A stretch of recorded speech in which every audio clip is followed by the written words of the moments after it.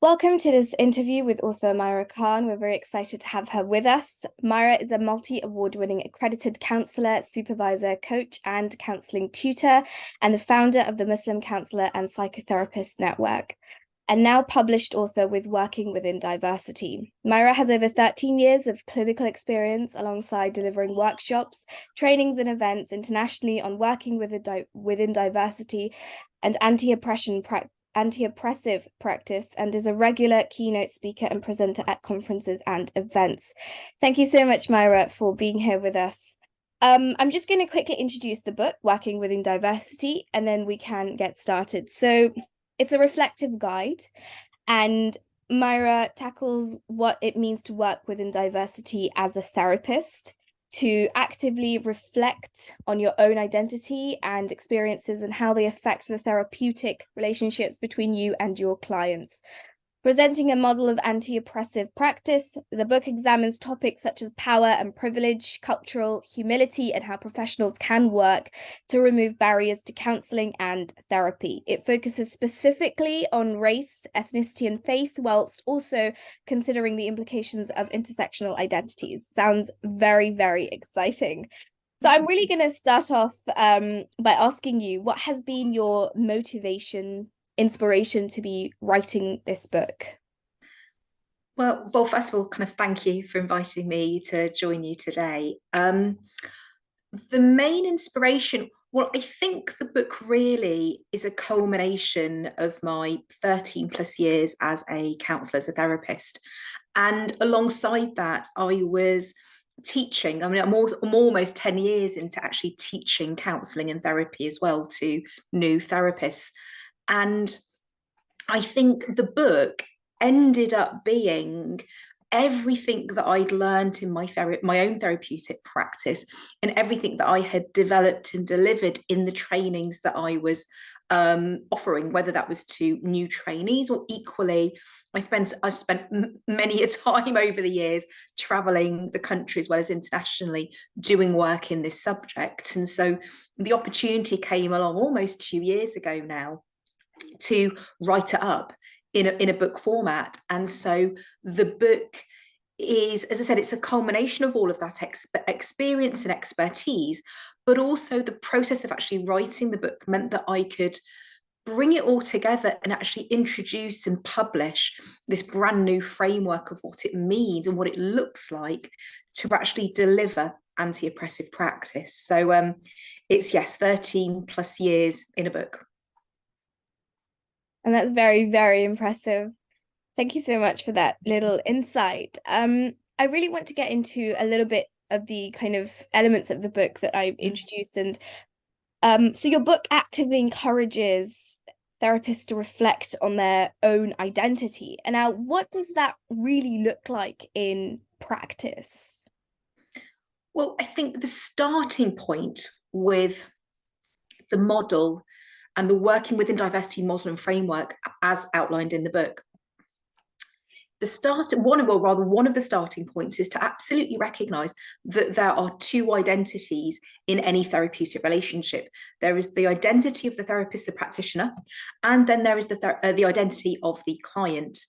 And very often in counselling, therapeutic trainings, very often in a lot of the literature and text within the profession, it focuses a lot on the identity of the client. And very little, I believe, is given over to thinking about the identity of the practitioner in the room. And yet we know that the identity of the practitioner has such a huge influence and impact on the client themselves, but also then what's happening in between the two people in the therapeutic relationship. So, as I said, the starting point is that there are two identities in the room. And therefore, if there are two identities in the room, we need to know what they are and how they then influence each other and influence the process of what's actually going on between the two of them. And I think that's such a powerful notion and such a powerful approach to the whole idea of therapy. And as someone with a background in psychology, I'll be very honest, this is really the first time I'm coming across it. And that's probably a nod to my ignorance, but I also think that maybe it's not very very prominent, the idea of giving attention to the therapist, to the practitioner, as much as to the client itself. So that's really enlightened me as well. You speak about cultural attunement as opposed to as opposed to cultural compliancy. And why do you prefer the concept of cultural attunement as opposed to compliancy? I think there is something. I don't actually talk about the term compliance. I talk about the term competence or competency.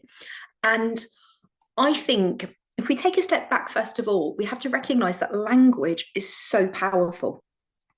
Language is so powerful in how we talk about our experiences, the truth we give to our lived experiences, to our own identity. And if we come with that premise that language is powerful, therefore, some of these really big concepts in the work that we're doing, we have to really pay attention then to what we're actually naming them. Now, the term cultural competence or competency, I have a real problem with, and I talk about it in the book actually, because the term competence or competency implies that there is a finish line that we need to get to, that to be competent in something, there must be some kind of benchmark that we must reach to denote or determine that we are competent in understanding something. And I think competency then relies on, or cultural competency then focuses on a benchmark of understanding, which is based on skills, maybe based on knowledge, based on experience with, or an understanding of cultures. And I have a real problem then with the phrase cultural competency, because if it implies that it's a finish line we need to get to, therefore it's about cognitive knowledge that we know as practitioners. What it doesn't then take into account then is how actually does the client experience it? And also, again, how do we offer that in the room relationally with our clients? So when cultural competency implies a finish line, for me, that takes it away from what is actually going on relationally with our clients. And so I don't talk about competency at all. And instead, I introduce this brand new concept, which I coined, which is cultural attunement. And for me, cultural attunement is actually standing on a start line. And by standing on a start line, what we recognize then is that we're always working within that attunement. We're working hard in every session to attune to our client. And we attune to our client through three key cultural ways then: cultural empathy, cultural humility, and cultural curiosity. And those three combined make up this cultural attunement. Now, how do we culturally empathize with our client? How can we demonstrate empathy and feelings of what the client is experiencing, first of all? Second of all, with cultural humility, this takes us away from that finish line with a sense of competency and experience and expertise. And instead, sitting with humility, cultural humility, it's about acknowledging that we don't know everything. And we sit with a humility in being the learner from our clients. And then thirdly, cultural curiosity then is about being curious about our clients' own experience of their culture and of their lived experiences. And I'm not thinking just of culture in terms of their actual culture or multicultural context that they come from, but actually being curious about all aspects of their identity. So cultural attunement for me is a combination of those three concepts to allow us to really sit in that curiosity, that humility, that empathy, a real willingness to learn from our clients and a real willingness to be open to their truth and their lived experience.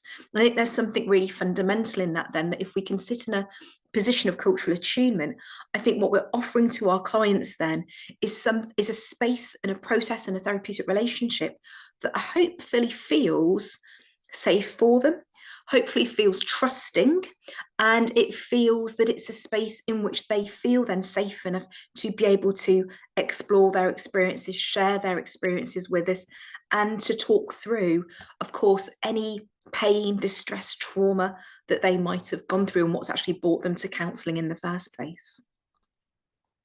Thank you so much. And I feel like the idea of cultural attunement really imparts a lot of hope and transformativeness. And I think that that's such a positive thing you know, and I hope that, you know, it gets picked up more and more. So I'm sure in your years and experience, you've seen the amount of barriers that face ethnic minorities in trying to access support for their mental health in both educational settings as well as within the NHS. And I was wondering if you could maybe kind of explore some of those barriers with us, please. Yeah, I speak a lot around it. And what's interesting is that when we think about anti-oppressive practice, we have to recognize that um, it's not about hard to reach communities. It's about hard to access services. And the reason I want to make that really explicit is because the moment we say hard to reach communities, we're identifying that the barriers exist around the communities, and those barriers are being created by those communities. And I completely disagree with that, because I don't think it's about communities putting barriers in their own way. I think it's about communities not being able to access services because services are not offering something that actually is accessible to them. So that's kind of my first point in that. So the moment we recognize that actually what we're working with are communities that find it hard to access services, we can then start to identify what some of those barriers are. Now, some of those barriers are going to be around the setup between services and communities. And that very often is actually born out of the identity of the community and the identity of the service as well. Now, one really obvious barrier is when a service has an all-white team and all counsellors or practitioners are white. For example, that can immediately create a barrier which gives a message to a minoritized and ethnically minoritized community that what is being offered is a service that comes through and from a white lens. And so what it creates is fear. It creates worry, it creates anxiety, it creates feelings that that service then is not going to understand that person's experience, lived experience, that maybe as an ethnically minoritized client to go into a service in which they themselves are not represented in the staff team, in the practitioner team, that immediately creates this huge gulf between the two people in the room. Like I mentioned earlier, you know, two identities in the room. It creates a gulf between the two of them because clients then fear that they're not going to be safe, they're not going to be trusted, they're not going to be honoured, and their truth and their lived experience is not going to be valued and respected and held to the same regard, held in the same regard. And so it's about two identities in the room. And so straight away, the barriers of lack of representation, the lack of culturally sensitive, the lack of faith sensitive services create barriers then, particularly for minoritized communities.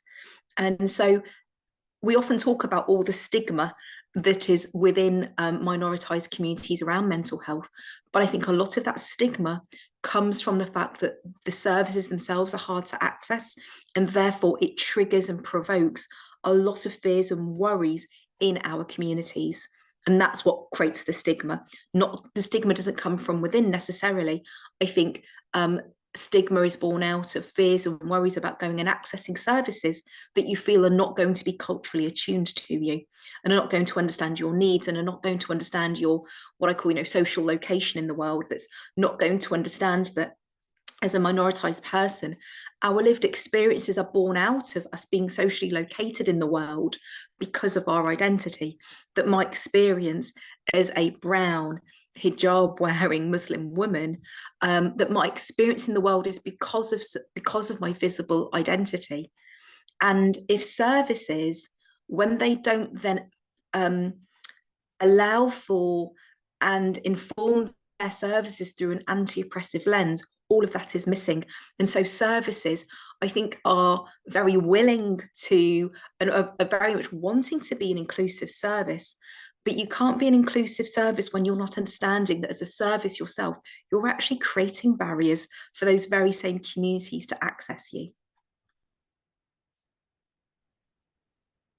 Thank you so much for that very in-depth response. And I think that really leads us very nicely into the idea of what is the way forward? I mean, we have initiatives like, your book, which I hope will go a long way in creating lasting change, and concepts that are coming around that will, are more looking into minoritized communities and how they can be helped. But what are some of the other ways, what are the other ways forward in this field?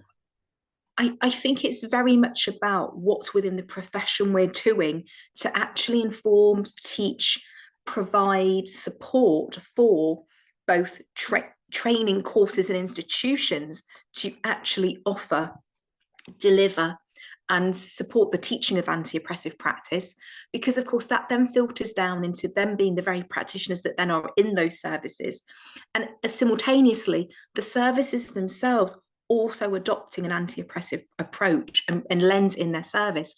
And I think that's the key thing in this.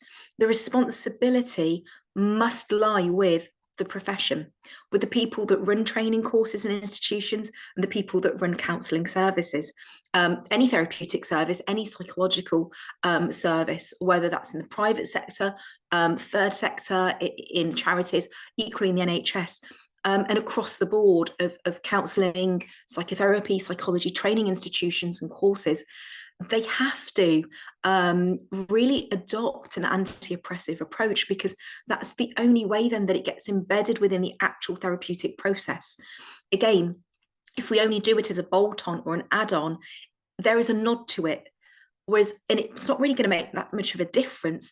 What we need to do is recognise that in order for services and training courses to be fully inclusive and to be fully accessible for everybody, and to acknowledge that we are all live and work within a context of social, structural, systemic inequality, we have to embed this approach within the work itself. It can't just be a nod to or an add-on at the end. It must be a core embedded part of the work, and it needs to be at the very heart of what we do. Almost a bit like turning it inside out, when actually the starting point needs to be an anti-oppressive approach. Thank you so much. And I feel like it's it feels very revolutionary, if I may say. And I know it's Let's very hope so. let's hope so. Yeah, no, I feel like there's so much potential there, and it's very exciting, and I'm really looking forward to reading the book when it comes out. And I hope that it makes, it embeds itself, as you say, in as normative practice within services. And I really hope that happens. Thank you so much for your time, and thank you so much for your insight. It's been wonderful having you here, and we look forward to promoting the book when it's out, and and in the future maybe we can do more work on this topic and do some great work together. But thank you so much. Thank you. Thank you.